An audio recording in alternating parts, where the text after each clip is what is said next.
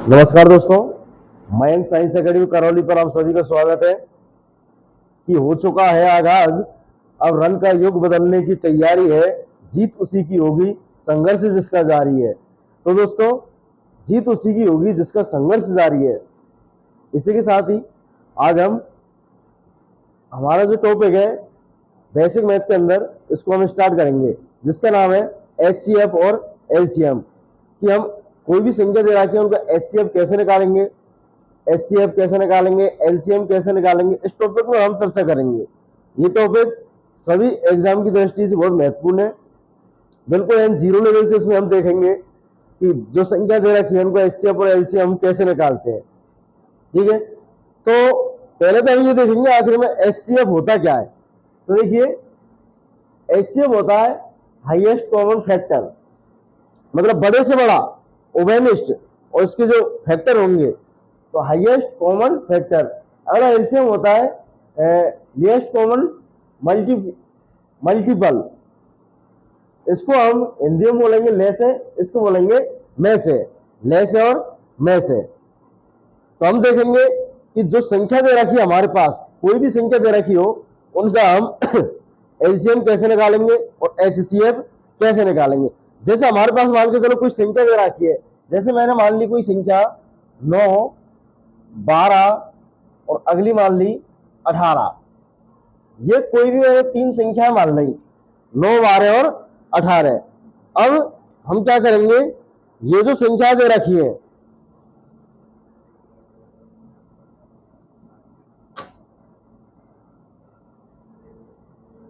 ये जो संख्या दे रखी है, जैसे हमारे पास क्वेश्चन नंबर 1 हो जाएगा ये 9, 12 और 18, ये तीन संख्या दे रखी है। अब हमको क्या करना है, इन तीनों संख्याओं को एलसीएम और एचसीएफ निकालने। वो कैसे निकालेंगे, तो हम क्या करेंगे, ये जो संख्या दे रखी है 9, 12, 18, इन सभी संख्याओं के अभाज्य गुणनखंड करेंगे। वो भी अलग अलग संख्याओं के, जैसे 9 के अलग अभाज्य गुणनखंड करेंगे, 12 के अलग करेंगे और 18 के अभाज्य गुणनखंड हम क्या करेंगे, अलग अलग करेंगे। उसके बाद हम इसको हल करेंगे। जैसे देखिए, ये 9 दे रखा है, या 9 लिख लेंगे, या 12 लिख लेंगे और यहाँ 18 है। इन तीनों संख्याओं को क्या करेंगे, हम अलग अलग अभाज्य गुणनखंड करेंगे। जैसे कि अभाज्य गुणनखंड करेंगे तो यहां लिख देंगे हम हल में अभाज्य गुणनखंड विधि से। कौन सी विधि से कर रहे हैं, तो अभाज्य गुणनखंड कर रहे हैं, तो अपने आप में विधि है जिसको अभाज्य गुणनखंड विधि कहते हैं। अब क्या करेंगे, 9 के अलग करेंगे, 12 के अलग करेंगे और 18 के अलग करेंगे। तो देखेंगे कि 9 जो है, इसमें हम सबसे छोटी संख्या का भाग देंगे, अभाज्य संख्या का। तो सबसे छोटी 2 है, तो 2 का भाग तो इसमें जाएगा नहीं, किसका देंगे, 3 का भाग देंगे। 3 का भाग ऐसे 9 में देंगे तो कितनी बार जाएगा, 3 बार।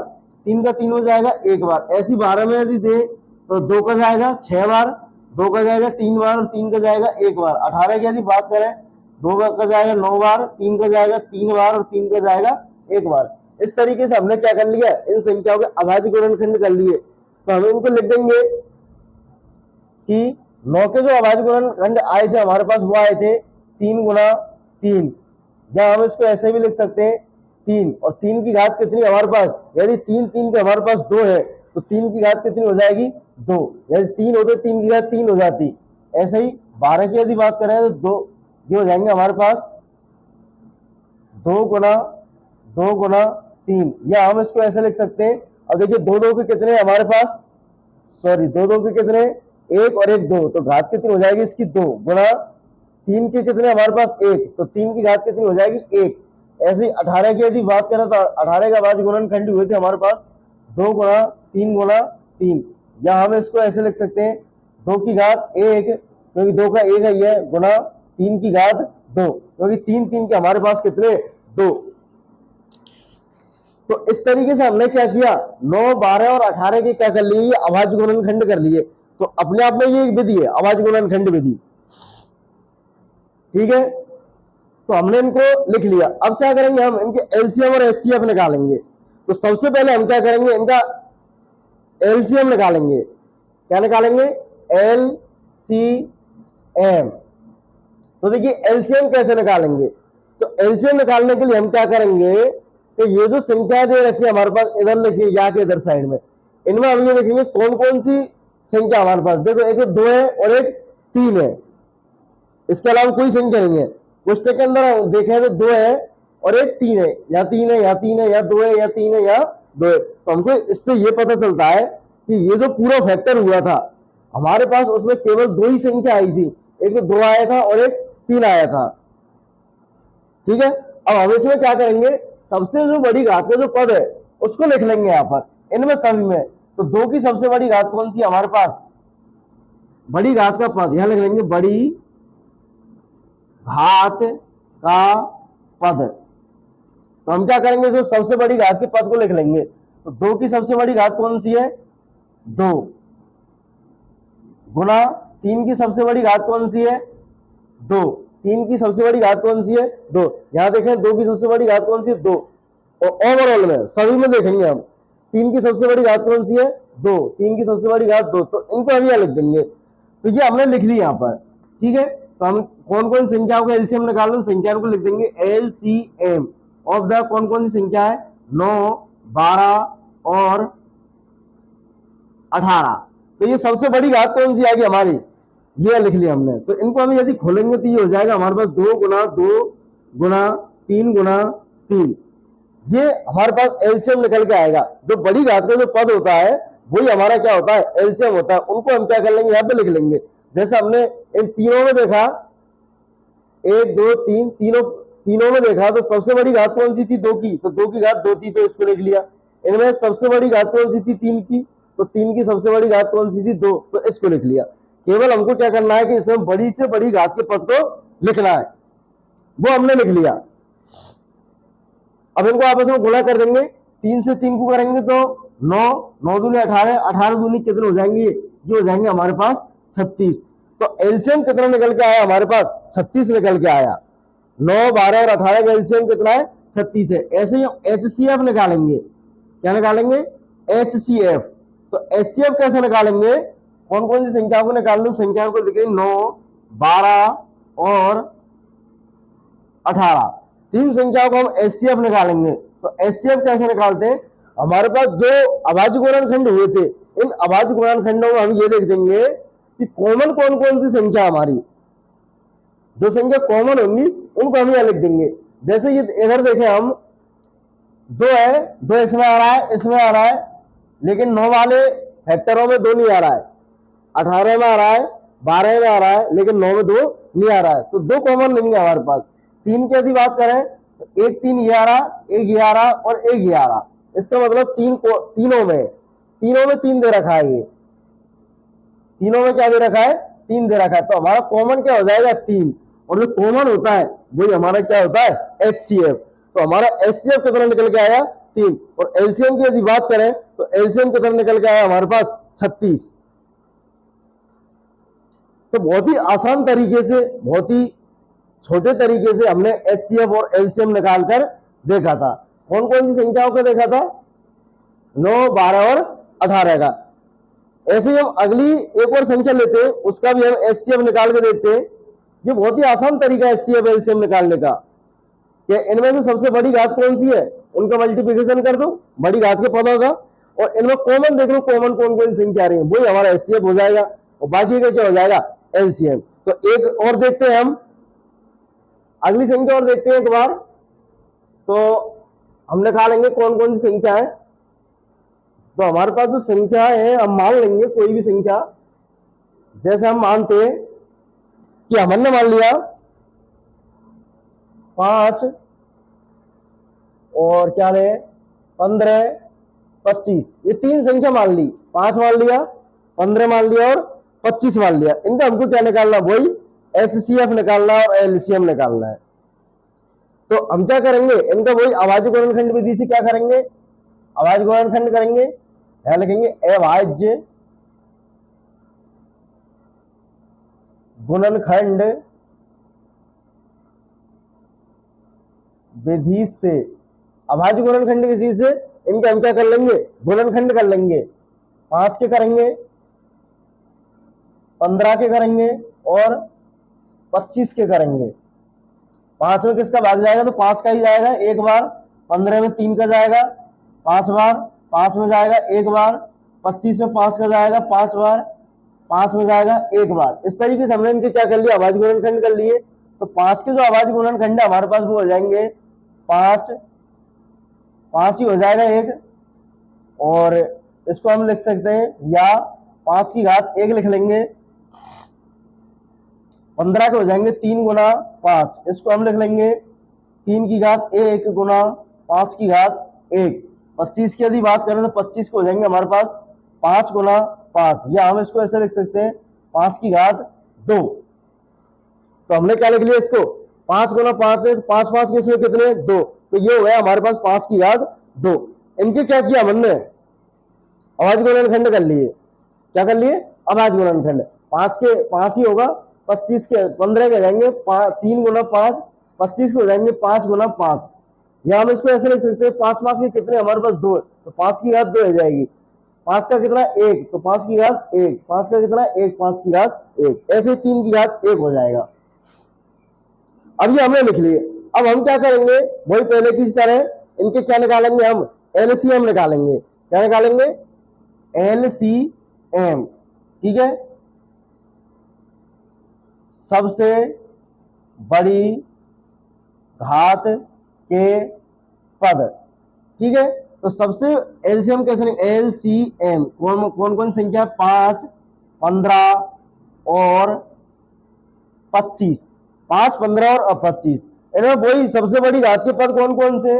तो देखो हमारे पास संख्या कौन कौन सी है इसमें, एक तो 5 आई है और एक 3 आई है, 3 है और एक 5 है, 5 5 5 5 3, केवल 2 ही संख्या है हमारे पास।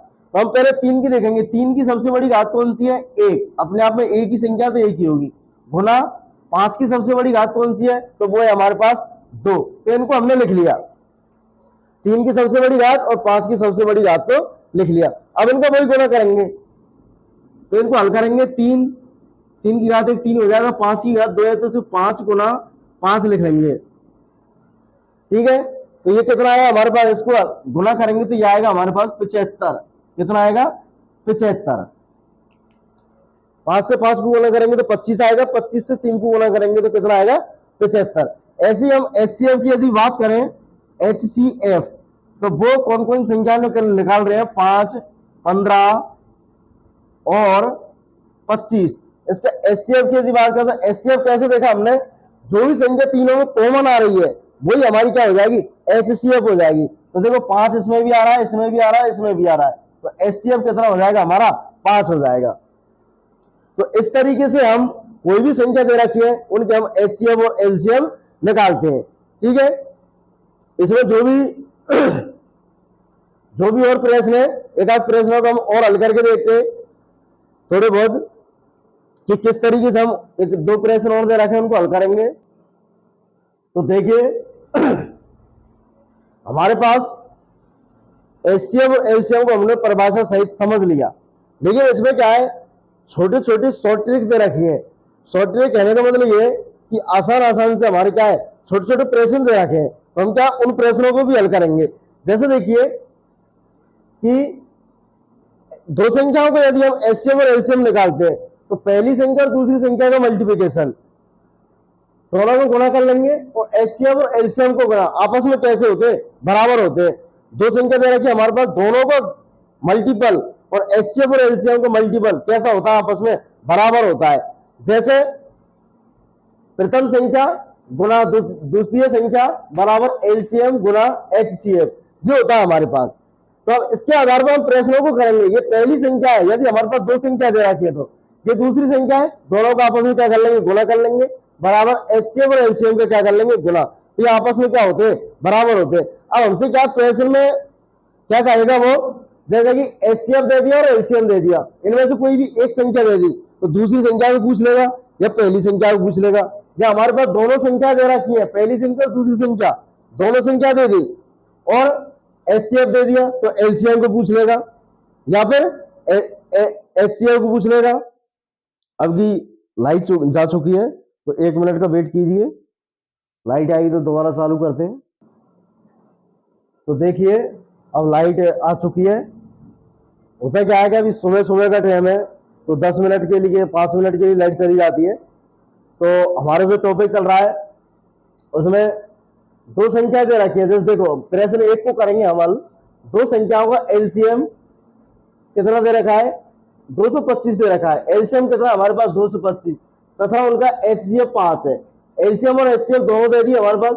यदि एक संख्या 45 हो तो दूसरी संख्या क्या होगी। तो देखिए वही फॉर्मूला है, इसको हल करेंगे तो पहली संख्या इसको n1 मान लेंगे गुना दूसरी संख्या को n2 बराबर एलसीएम गुना एचसीएफ। तो पहली संख्या दे रखी है हमारे पास, कितनी दे रखी है, पहली संख्या हमारे पास 45। तो यहाँ तो पहली संख्या दूसरी संख्या हमको निकालनी है, तो n2 बराबर हो जाएगा एलसीएम गुना एचसीएफ अपॉन में लिख लेंगे हम कितना 45।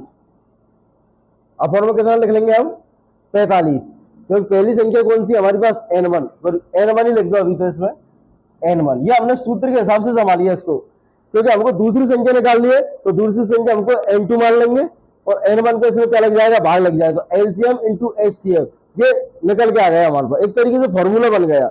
लेकिन आगे के प्रश्न में लोगों को फॉर्मूले कुछ नहीं बनाने, डायरेक्ट फ्रैक्शन को हल करना है। तो हम इसमें देखेंगे एलसीएम और एचसीएफ। तो एलसीएम कितना हमारे पास दोनों संख्याओं का, वो दे रखा है हमारे पास। इसको मैं इधर की साइड में हल कर देता हूं। n2 यही हो जाएगा, n2 बराबर एलसीएम कितना दे रखा है हमारे पास, वो दे रखा है 225 गुना एचसीएफ कितना दे रखा है 5 और n1 मतलब पहली संख्या कितनी दे रखी है, 45 दे रखी है हमारे पास।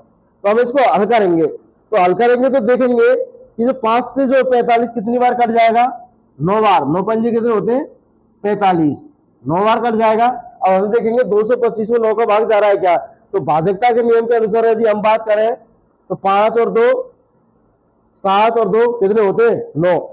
दी गई कोई भी संख्या हो उसके अंकों के योग में यदि 9 का भाग जा रहा है तो पूरी संख्या में 9 का भाग चला जाएगा। तो हम इसमें देखेंगे कि अंकों के योग 9 ही हो रहा है, तो इसमें भाग जा रहा है। तो हम इसमें यदि 9 का भाग देंगे तो ये आएगा हमारे पास 9 का भाग 22 में लेंगे, 9 दूनी के 18 बचेगा कितना 4, 9 पंजे 45, कितना आएगा ये हमारे पास 25 निकल के आएगा।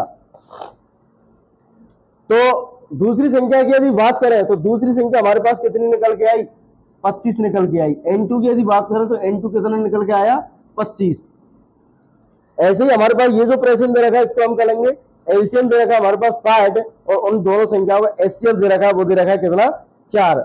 यदि एक संख्या 20 है तो दूसरी संख्या ज्ञात कीजिए। दूसरी संख्या वही n2 बराबर एलसीएम गुणा एचसीएफ बटे में कितना लिख लेंगे n1। एलसीएम कितना दे रखा है हमारे पास 60 दे रखा है, गुणा एचसीएफ की यदि बात करें एचसीएफ 4 दे रखा है और बटे में कितना लिख लेंगे हम n1 दे रखा है हमारे पास 20। ये हम दूसरी संख्या निकाल रहे हैं। अब इसको हम यदि हल करें तो 1 0 से 1 0 गया, 2 का भाग 4 में लेंगे 2 बार जाएगा, 2 से 6 को गुना करेंगे तो कितना आएगा हमारे पास 12 आ जाएगा। तो दूसरी संख्या जो निकल के आई हमारे पास वो कितनी निकल के आई 12 निकल के आई। तो ये बहुत ही आसान तरीका है कि दो संख्या दे रखी है उनको गुना करके और एचसीएम और एलसीएम को गुना करके हम दोनों को क्या है बराबर कर सकते हैं। या फिर इनमें से कोई भी एक संख्या को छोड़ेगा, एक संख्या को छोड़ेगा तो हमको 3 को दे देगा, 1 को छोड़ देगा, इसके हिसाब से। ठीक है, तो इसके और जो टॉपिक है उनको हम देखेंगे, कौन कौन से टॉपिक दे रखे हैं उनको हम देखेंगे।